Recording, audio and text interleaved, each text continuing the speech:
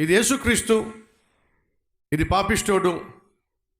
వీళ్ళిద్దరిని ఎవరో ఒకరిని మరణానికి అప్పగించు, ఒకరిని రక్షించు అనే చాయిస్ దేవుని ముందు పెడితే దేవుడు ఏం చేశాడో తెలుసా? తన అద్వితీయ కుమారుడైన యేసుక్రీస్తుని మరణానికి అప్పగించి పాపిష్టివాడివైన నిన్ను నన్ను రక్షించాలని దేవుడు ఆశపడ్డాడు. అంటే అర్థం తెలుసా? నువ్వు ఎంత విలువైన వాడివయ్యా అంటే సాక్షాత్తు దేవుడు తన కుమారుణ్ణే ఈ లోకానికి పంపించి నిన్ను కొనడానికి, క్రయధనము చెల్లించటానికి యేసుక్రీస్తుని లోకానికి పంపించాడు. అంతగా దేవుడు నిన్ను ప్రేమించాడు. యేసుక్రీస్తు నిన్ను ఎంతగా ప్రేమించాడో తెలుసా? తన శరీరంలో ఉన్నటువంటి రక్తపు చివరి బిందువు కారేంతగా నిన్ను ప్రేమించాడు. చివరి రక్తపు బిందువు ధార పోసేంతగా నిన్ను ప్రేమించాడు. తాను మరణించడానికి ఇష్టపడ్డాడు కానీ నువ్వు మరణించడానికి మాత్రం ఇష్టపడలేదు. తాను దెబ్బలు తినడానికి ఇష్టపడ్డాడు కానీ నీ మీద మాత్రం దెబ్బ పడడానికి ఇష్టపడలేదు. తాను ఉమ్మి వేయించుకోవడానికి ఇష్టపడ్డాడు కానీ నీ మీద మాత్రం ఉమ్మి వేయడానికి ఇష్టపడలేదు. తాను ముళ్ళ కిరీటం పెట్టింపబడడానికి ఇష్టపడ్డాడు కానీ నీ తల మీద మాత్రం దెబ్బ పడడానికి ఇష్టపడలా. తాను సిలువలో మరణించడానికి ఇష్టపడ్డాడు కానీ నీకు మాత్రం మరణము రావడానికి ఇష్టపడలా. అంతగా దేవుడు నిన్ను ప్రేమించాడు. కాబట్టి బైబిల్లో ఏమని తెలుసా? దేవుడు లోకమును ప్రేమించెను అని బైబిల్లో లేదు. దేవుడు లోకమును ఎంత మీరు చెప్పాలి. ఎంత అని అంటే ఎంత అని చెప్పగలం? ఎంత అని చెప్పగలం? కాబట్టి బైబిల్ ఏం సెలవిచ్చిందంటే దేవుడు లోకమును ఎంతో, దానికి ఫుల్ స్టాప్ లేదండి, అంతగా ప్రేమించాడు. ఆయన మహాపరిశుద్ధుడై ఉండి మహాపాపిష్టివాడివైన నిన్ను నన్ను అంత ప్రేమిస్తే ఆ ప్రేమను పొందుకొని పరిశుద్ధులుగా తీర్చబడిన మనము యేసుక్రీస్తుని ఎంత ప్రేమించాలి? ఒకసారి ఆలోచించండి. ఎంత ప్రేమించాలో తెలుసా? బైబిల్ సెలవిస్తుంది, హృదయపూర్వకంగా ప్రేమించండి. దురదృష్టం ఏంటి తెలుసా? ఆయన మనం బహుగా ప్రేమిస్తే, ఈ బైబిల్ని ఒక భక్తుడు సెలవిచ్చాడు, దేవుడు మనిషికి రాసిన ప్రేమ లేఖ అన్నాడు. This is God's love letter. తను బహుగా ప్రేమించిన నీ కొరకు నా కొరకు దేవుడు రాసిన ప్రేమ లేఖ ఈ బైబిల్. ఎప్పుడో ఒకసారి నేను ట్రైన్లో ప్రయాణం చేస్తూ ఉంటే ఒక అమ్మాయి తన చేతిలో బైబిల్ పట్టుకుంటే చాలా సంతోషించాను. ఆ బైబిల్ పట్టుకోవడమే కాకుండా మధ్య మధ్యలో బైబిల్ తెరుస్తుంది, ఇంకా చాలా సంతోషించాను. అలా తెరిచి కాసేపు అయిన తర్వాత ఆ బైబిల్ మూసి ఈ విధంగా ఇలా పట్టుకుంది. ఎంత ప్రేమ దేవుని వాక్యం అంటే, ఎంత ప్రేమ బైబిల్ అంటే. ఆ విధంగా తన గుండెలకు హత్తుకుని ఆ విధంగా పట్టుకుంటా ఎంతగా దేవుని వాక్యాన్ని, దేవుని బైబిల్ని ప్రేమిస్తుంది. కాసేపు అయిన తర్వాత మళ్ళీ ఈ విధంగా బైబిల్ తెరిచి చదువుతూ ఉంటే నాకు ఎంత సంతోషం అనిపించిందో. కాసేపు అయిన తర్వాత మళ్ళా ఈ విధంగా పట్టుకుంటూ మళ్ళీ కాసేపు అయిన తర్వాత బైబిల్ చదువుతూ ఉంటే అసలు బైబిల్ చదవకుండా ఉండలేకపోతుంది. అంతగా బైబిల్ని చదువుతూ ప్రేమిస్తూ మళ్ళీ కాసేపు అయిన తర్వాత ఈ విధంగా హత్తుకుంటూ మళ్ళీ ఎంత భక్తురాలు, ఎంత ఆత్మీయురాలు అని చెప్పి ఎంతో కొంత గమనిస్తూ ఉన్నా. మళ్ళీ బైబిల్ తెరిచింది. ఆ తెరిచిన వెంటనే బైబిల్లోంచి ఒక ఫోటో కింద పడింది. అదొక అబ్బాయి ఫోటో. అప్పుడు అర్థమైంది, మహా తల్లి పనికి మాలింది. వాడి ఫోటో బైబిల్లో చూస్తుంది బైబిల్ని కాదండి, ఆ పనికి మాలోడిని. వాడిని చూసుకోవడం ఇది వరుస. మళ్ళీ కాసేపు అయి బైబిల్ తెరవడం, ఆ పనికి మాలోడు మొహం చూడడం. ఏమంటారు చెప్పండి? అంటే వాడిని ఆఖరికి బైబిల్లో దాచిపెట్టాలా? చాలామందికి బైబిల్ అంటే విలువ లేకుండా పోయింది. ఏం చెప్పాలనుకుంటున్నానంటే, ఆ అమ్మాయి ఆ అబ్బాయిని ప్రేమించింది కాబట్టి పదే పదే చూసుకుంటుంది. ఒక బాయ్ ఫ్రెండ్ కానీ గర్ల్ ఫ్రెండ్ కానీ మీకు ఒక చక్కని మెసేజ్ ఏదైనా వాట్సాప్ చేసినా, చక్కని మెసేజ్ ఏదైనా మీకు టెక్స్ట్ చేసినా, ఒక గ్రీటింగ్ కార్డ్ ఇచ్చినా, ఒక పేపర్ మీద రాసి ఇచ్చినా, తను ఎంతగా నిన్ను ప్రేమిస్తున్నాడో తెలియచేస్తూ ఏదైనా ఒక ఉత్తరం రాస్తే నువ్వేం చేస్తావో తెలుసా? 10 సార్లు చదువుతావు. మర్చిపోయావనా? ఎందుకు పదే చదువుతున్నావు ఉత్తరాన్ని? మర్చిపోయావు కాబట్టి? లేదండి.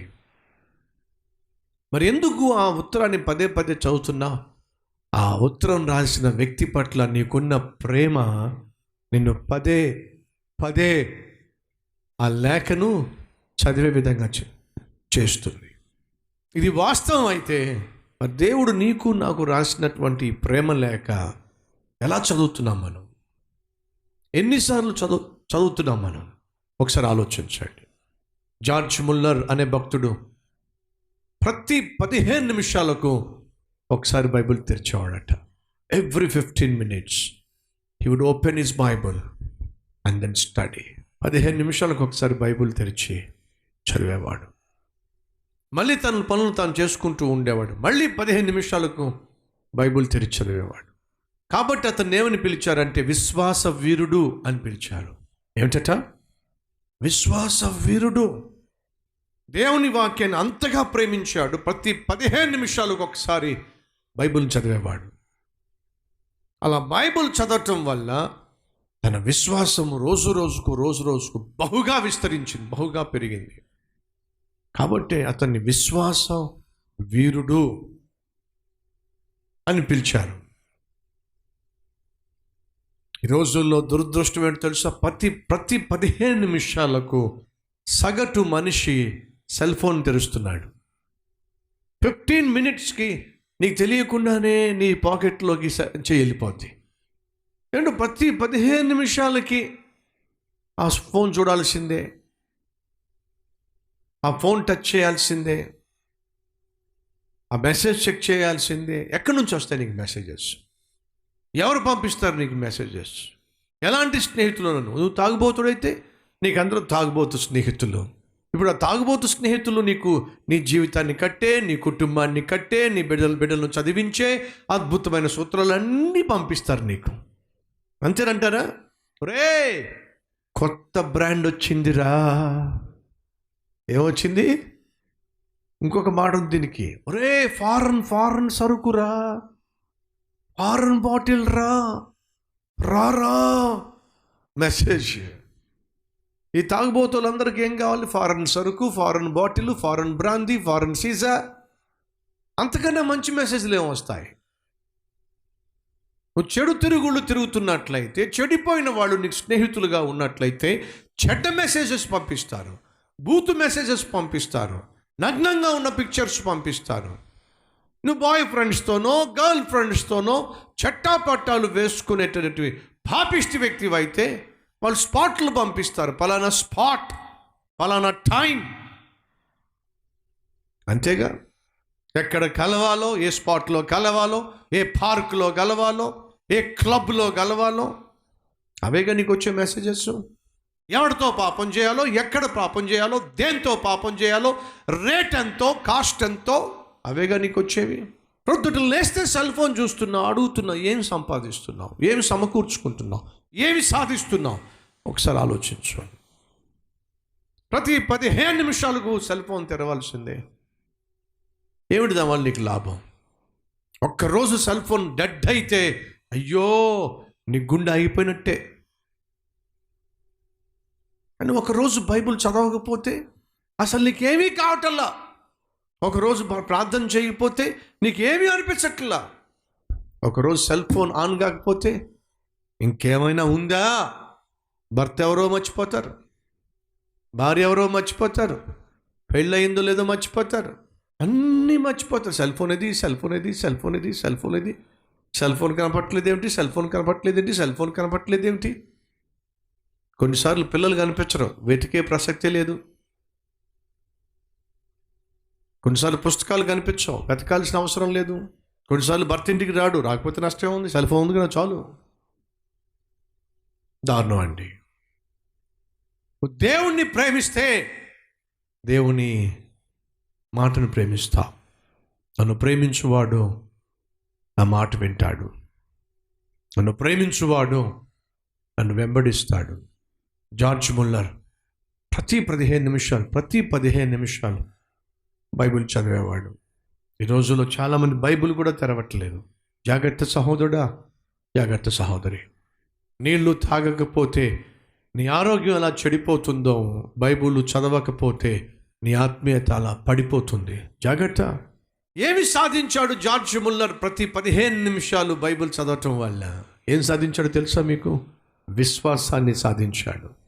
విశ్వాసంతో ఎలా జీవించాలో అనే సత్యాన్ని తెలుసుకున్నాడు. ఒకరిని కాదు, ఇద్దరిని కాదు, ముగ్గురిని కాదు, నలుగురు కాదు, 10 మంది కాదు, ఇంచుమించు 10,000 మంది అనాథ పిల్లలకు తండ్రిగా నిలబడగలిగాడు. 10,000 మంది అనాథ పిల్లలకు మార్నింగ్ బ్రేక్ఫాస్ట్ పెట్టగలిగాడు, మధ్యాహ్నం భోజనం పెట్టగలిగాడు, సాయంత్రం అన్నం పెట్టగలిగాడు. ప్రతిరోజు వాళ్ళని చదివించగలిగాడు, వారిని ఆత్మీయంగా పెంచగలిగాడు.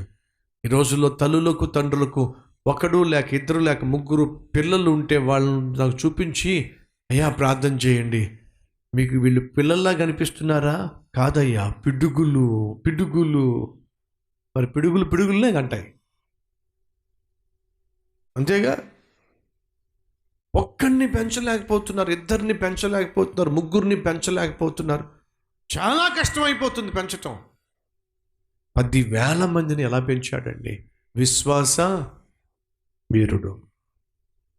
ఒక్కరిని పోషించడం కష్టమైపోతుంది, ఇద్దరిని చదివించడం కష్టమైపోతుంది, ముగ్గురిని ఆత్మీయంగా పెంచడం కష్టమైపోతుంది. 10,000 మందిని ఎలా పోషించాడండి?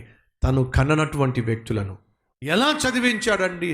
తాను కన్నటువంటి పిల్లలను. విశ్వాస వీరుడు. ఆ విశ్వాసానికి కారణం బైబిల్.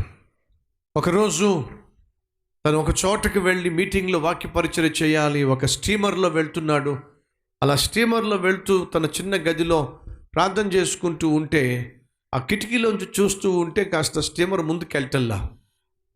అప్పుడు బయటకు వచ్చి క్యాప్టెన్ అడుగుతున్నాడు, ఎందుకు స్టీమర్ ఆగిపోయింది, వెళ్ళటలేదు, కారణం ఏమిటి అని అంటే, క్యాప్టెన్ అంటున్నాడు, ముల్లర్, మన స్టీమర్ కదిలే ప్రసక్తి లేదు.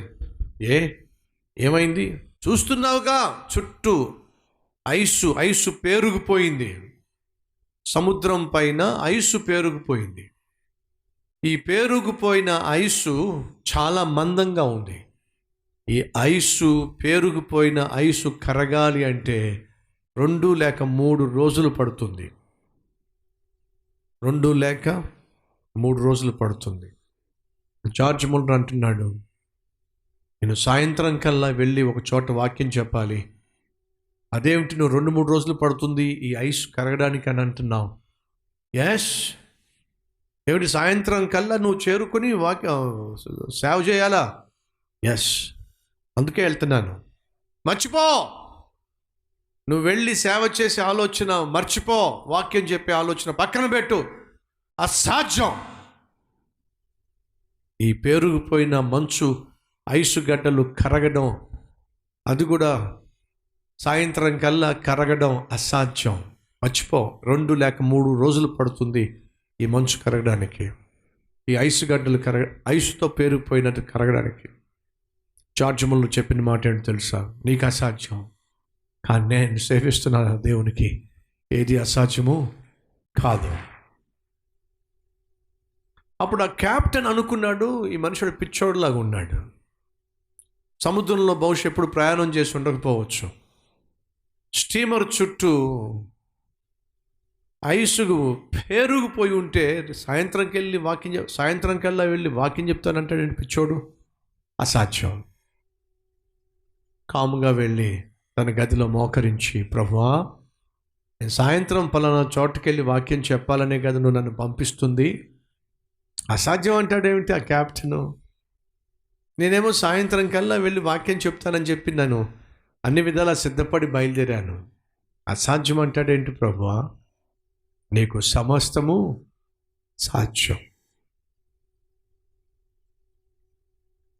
క్యాప్టెన్ వచ్చి గబగబా వచ్చి తలుపు తడతా ఉన్నాడు. ఏమిటి అని చెప్పి ఆ తలుపు తెరిచాడు జార్జ్ ముల్లర్. ఆ క్యాప్టెన్ అంటున్నాడు, నువ్వు ఏ దేవుణ్ణి సేవిస్తున్నావో కానీ ఆ దేవుడు సామాన్యుడు కాదయ్యా. జార్జ్ ముల్లర్, జీవము కలిగిన దేవుణ్ణి సేవిస్తున్నాను, ప్రభు అయిన యేసుక్రీస్తును సేవిస్తున్నాను, ఆయన అసాధ్యుడు. ఇంతకీ ఏమైందంటావేమిటి? కళ్ళ ముందు కనిపించినటువంటి ఆ ఐస్ అంతా కూడా ఏమిటో స్తోత్రం నుంచి, స్తుతి నుంచి సుత్తే. ప్రార్థనేది సుత్తి తప్ప. మార్తా సుత్తి. ఇంటిలో కష్టం ఉంది, కన్నీరు ఉంది, దుఃఖం ఉంది, బాధ ఉంది. సమాధానం ఇవ్వగలిగిన యేసయ్య వస్తే సుత్తి. అమ్మా, నీ సహోదరుడు బ్రతుకుతాడు. తెలుసు ప్రభువా, మృతులు పునరుద్ధాలుగా లేచినప్పుడు బ్రతుకుతారు. నేనే పునరుద్ధానమును, నేనే జీవమును. నా యందు విశ్వాసం ఉంచిన వాడు మరణించినను తిరిగి లేస్తాడో. నమ్ముతున్నావా? నమ్ముతున్నాను ప్రభువా, నువ్వు దేవుని కుమారుడు, రాబోతున్న క్రీస్తువి. వచ్చింది నేనెవరు? సుత్తి. తనకున్న కష్టాన్ని చెప్పుకోవడం చేత కాదు. ఈ కబుర్లు చెప్తూ ఉంటే ఈ లోపట ఎవరో మరియకు చెప్పారట యేసయ్య వచ్చాడని చెప్పి పరుగున వచ్చేసిందండి. యేసయ్య దగ్గర రావడం ఆలస్యం, మాంతంగా పాదాల మీద పడిపోయిందండి, కన్నీళ్లు కార్చిందండి. మీకు ఏదైనా కష్టం వచ్చినప్పుడు, మీరు ఎవరినైనా హృదయపూర్వకంగా నమ్మిన వ్యక్తి దగ్గరకు వెళ్ళి మీ కష్టాన్ని చెప్పుకుంటున్నప్పుడు మీకు తెలియకుండా మీ కళ్ళల్లోంచి కన్నీళ్ళు వస్తాయి. ఎందుకని? ఆ వ్యక్తిని మీరు ప్రేమించారు, ఆ వ్యక్తిని మీరు నమ్మారు కాబట్టి, ప్రేమించారు కాబట్టి, మీకు ఏదైనా కష్టం వచ్చినప్పుడు హృదయపూర్వకంగా చెప్పుకుంటున్నప్పుడు మీకు తెలియకుండానే కన్నీళ్ళు వచ్చేస్తాయి. మరియా యేసయ్యను నమ్మిందండి, హృదయపూర్వకంగా నమ్మిందండి, హృదయపూర్వకంగా ప్రేమించిందండి, హృదయపూర్వకంగా వచ్చి ఆయన పాదాల మీద పడి, యేసయ్యా నువ్వు ఇక్కడ ఉండిన ఎడల ఆ సహోదరుడు చచ్చిపోకుండా ఉండేవాడయ్యా. ఏడ్చేసింది. హృదయపూర్వకంగా తన కష్టాన్ని, తన దుఃఖాన్ని యేసయ్య పాదాల మీద పడి చెప్పుకుంది. ఆమె ఏడుస్తూ ఉంటే యేసయ్య తట్టుకోలేక యేసయ్య కూడా ఏడ్చేశాడట. ఎంత అద్భుతమైన దేవుడు అండి, ఎంత అద్భుతమైన దేవుడు. ఆ కన్నీళ్లు చూసి ఆయన కూడా కన్నీళ్లు కాచేశాడండి, ఏడ్చేశాడండి. అలా ఏడ్చిన తర్వాత అంటున్నాడు, లాజర్ని ఎక్కడ పెట్టారు? సమాధి చేసేసామయ్యా, పదండి సమాధి దగ్గరికి. సమాధి దగ్గరికి వెళ్ళిన తర్వాత, లాజరు బయటికి రా. చచ్చిపోయి కుళ్ళిపోయి కట్టబడినటువంటి లాజరు అమాంతంగా లేచి బయటకు వచ్చేసాడండి.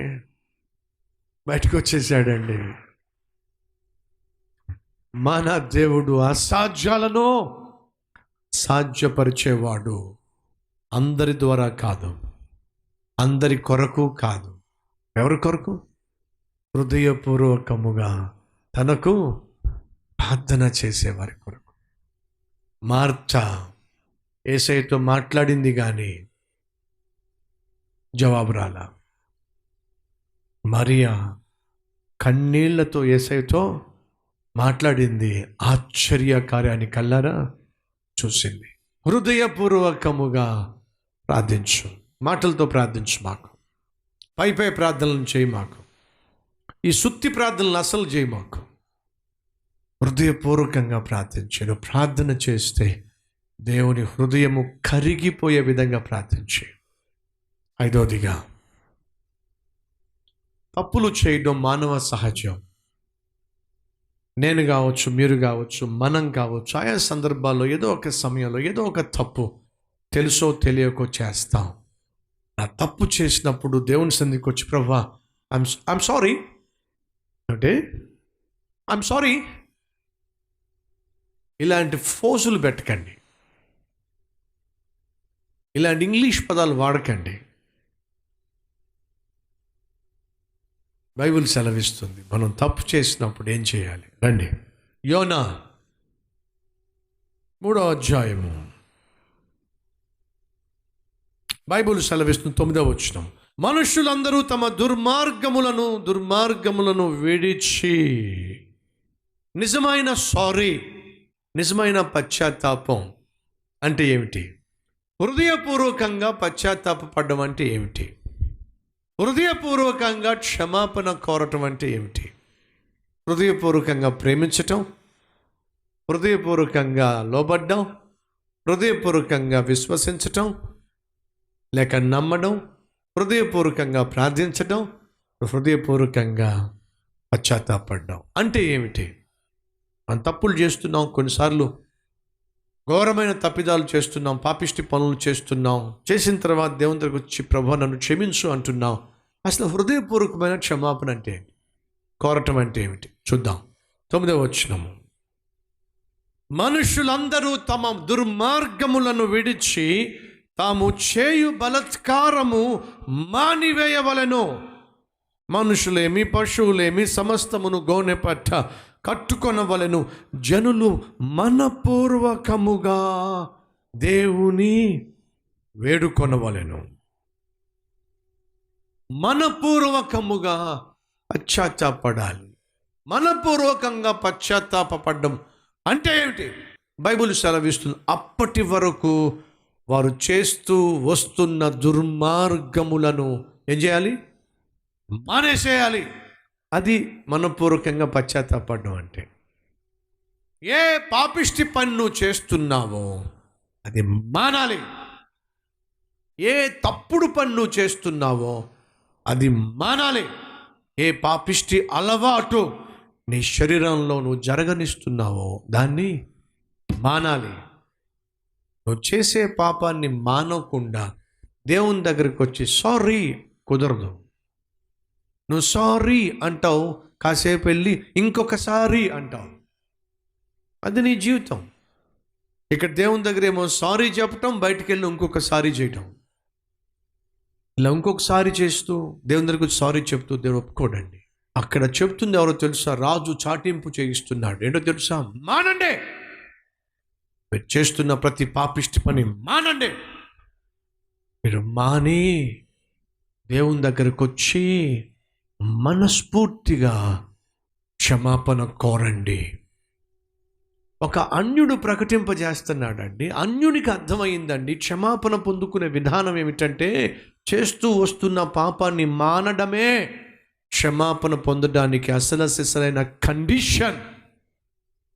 నువ్వు చేసే పాపాన్ని కంటిన్యూ చేస్తూ దేవుని దగ్గరకు వచ్చి అవసరాన్ని బట్టో, కష్టాన్ని బట్టో, కాలాన్ని బట్టో ప్రభువా నన్ను క్షమించు, నన్ను ఈ కష్టంలోంచి బయటకు తీసుకురా, నువ్వు తీసుకురావడం ఆలస్యం మళ్ళీ తాగుడు మొదలు పెడతా.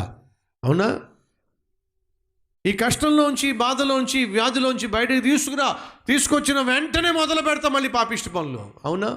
మనలో చాలామంది అలాగే తగలడ్డారు. ప్రార్థన చేస్తున్నాము, మళ్ళీ పాపిష్టి పనులు మొదలు పెట్టేస్తున్నాం. ఏమిటది? పశ్చాత్తాపం అంటారా?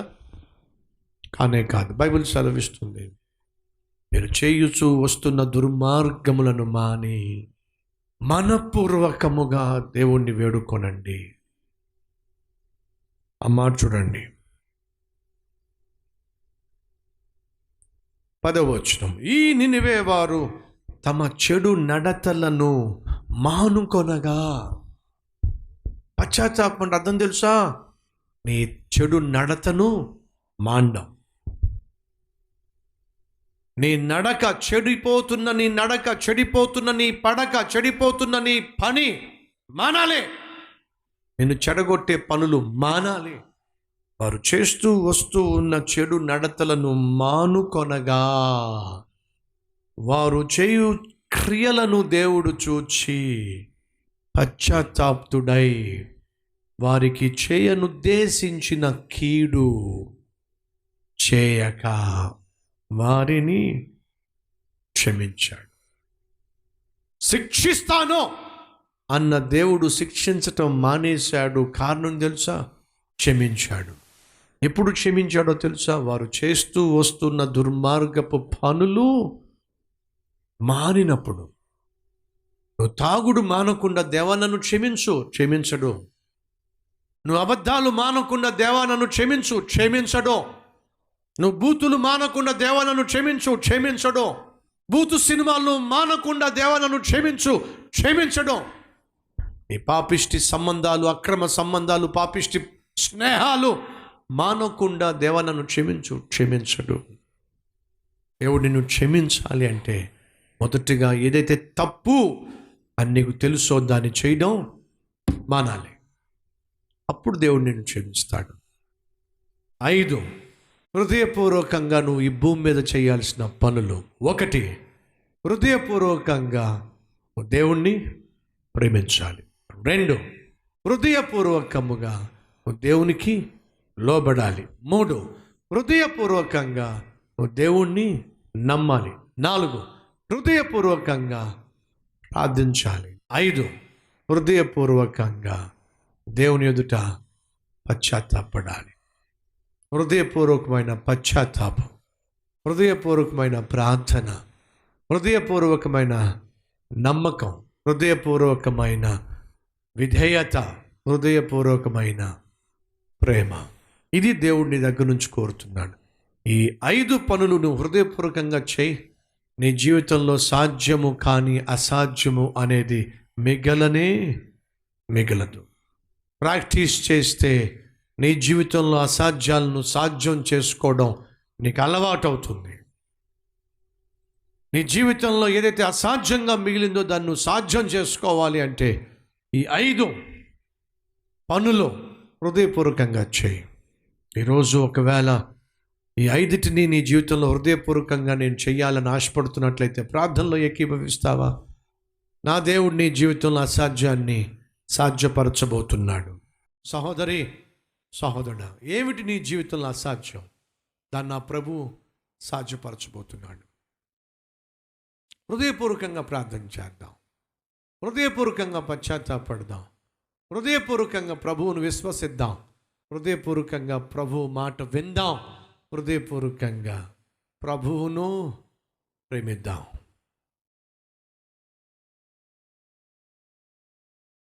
నువ్వు ప్రభువును ప్రేమిస్తే ప్రభువును బాధ పెట్టలేవు.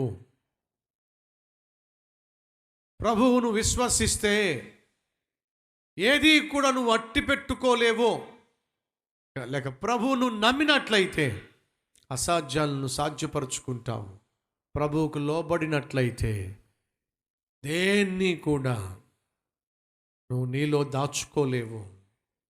ప్రభువుకు హృదయపూర్వకంగా ప్రార్థన చేస్తే అసాధ్యాన్ని సాధ్యపరుచుకుంటావు. హృదయపూర్వకంగా పశ్చాత్తాపడితే ప్రతి పాప శిక్ష నుండి తప్పించబడతావు. ఇక నుంచి నేను హృదయపూర్వకంగా పశ్చాత్తాపడతాను, ప్రార్థిస్తాను, లోబడతాను, విశ్వసిస్తాను, ప్రేమిస్తాను నా ప్రభువును అన్నవారుంటే మీ హస్తాన్ని ప్రభు చూపిస్తారా?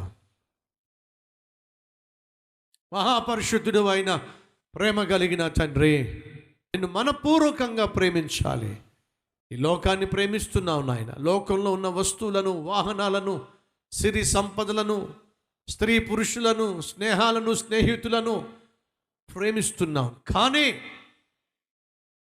ఈ లోకంలో మనుషులు కావచ్చు, మనుషులు సృష్టించినటువంటి వస్తువులు కావచ్చు, వాటిని మేము ఎంతగా ప్రేమించినా అవి ఏవి కూడా మాతో పాటు రావు నాయన.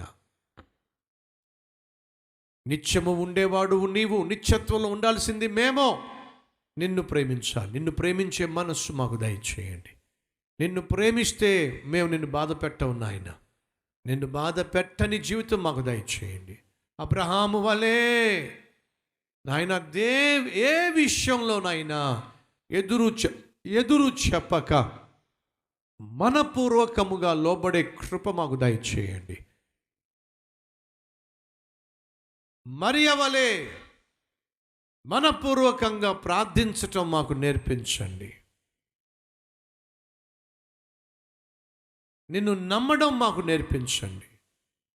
నినివే పట్టణస్థుల వలె చేస్తూ వస్తున్న పాపాన్ని మాని విడిచిపెట్టి మనపూర్వకంగా పశ్చాత్తాపడి శిక్ష నుండి తప్పించబడి నిన్ను ఘనపరిచే కృప మాకు దయచేయండి.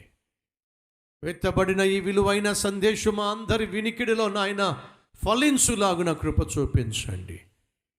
ఈ సమయంలో ఎవరైతే మనపూర్వకంగా ప్రార్థిస్తున్నారో వారి జీవితాల్లో ఉన్న కష్టాన్ని తొలగించండి, కన్నీటిని కొట్టివేయండి, శరీరాన్ని స్వస్థపరచండి, ఆత్మీయంగా బలపరచండి, ఆరోగ్యము దయచేయండి, ఉద్యోగ విషయంలో అద్భుతం చేయండి, వివాహ విషయంలో ఆశ్చర్య కార్యము చేయండి, గర్భఫల విషయంలోని మహాకనికరము చూపించండి, ఆర్థికంగా చితికిపోయిన వారిని లేవనెత్తండి, చదువులో విజయాన్ని ఇవ్వండి, పరీక్షల్లో ఫలితాన్ని ఇవ్వండి, కుటుంబంలో సమాధానం ఇవ్వండి, సంఘంలో గొప్ప ఉజ్జీవాన్ని ఇవ్వండి, సేవ చేస్తున్న వారికి కాపుదల భద్రతనివ్వండి. నాయన మా 8 సంఘాల్లో ఉన్న సభ్యులను, పార్ట్నర్స్ని, స్పాన్సరర్స్ని దీవించండి నాయన. అంతేకాకుండా నాయన మా సేవలో పాల్పంచుకుంటున్న వారిని, వారి కుటుంబాలని నీ కృపలో జ్ఞాపకం చేసుకోండి. కల్వరి పరిచర్య వర్ధిల్లుతూ ఉండగా, సంఘములు స్థాపించబడుతూ ఉండగా దుష్టుడైన సైతాను మా సంఘాలు స్థాపించబడకూడదు అని చెప్పి వాడు పన్నుతున్న ప్రతి పన్నాగాన్ని యేసుక్రీస్తు నామం పేరట రద్దు చేస్తున్నావు నాయన. మా దేశంలో ఉన్నటువంటి సంఘాలను, క్రైస్తవ మందిరాలను దీవించండి, ఆశీర్వదించండి. మా రాష్ట్రాల్లో ఉన్నటువంటి కాపర్లు, సేవకులు వారి వారి సంఘంలో చక్కని వాక్యాన్ని బోధించి ఆత్మలను ప్రభువాని వాక్యంతో పోషించి వారి వారి సంఘాలను అభివృద్ధి పరుచుకొని కాపాడుకునేటటువంటి ఆత్మీయతను దయచేయండి.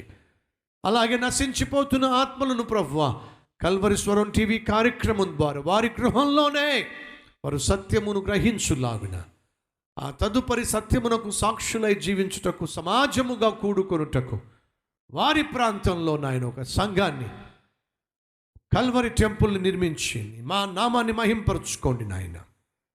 ఈ దాసునికి, ఈ సంఘానికి, సేవకు, సాక్ష్యానికి వ్యతిరేకంగా నియమించబడిన ఏ ఆయుధము వర్ధిల్లదు.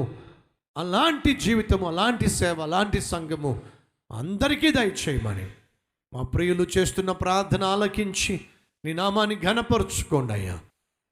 యేసుక్రీస్తు నామం పేరట వేడుకుంటున్నాము తండ్రి, ఆమెన్. తండ్రి, కుమార, పరిశుద్ధాత్మ త్రియేక దేవుని దీవెన సదాకాలం మనందరికీ తోడై ఉండును గాక. ఆమెన్.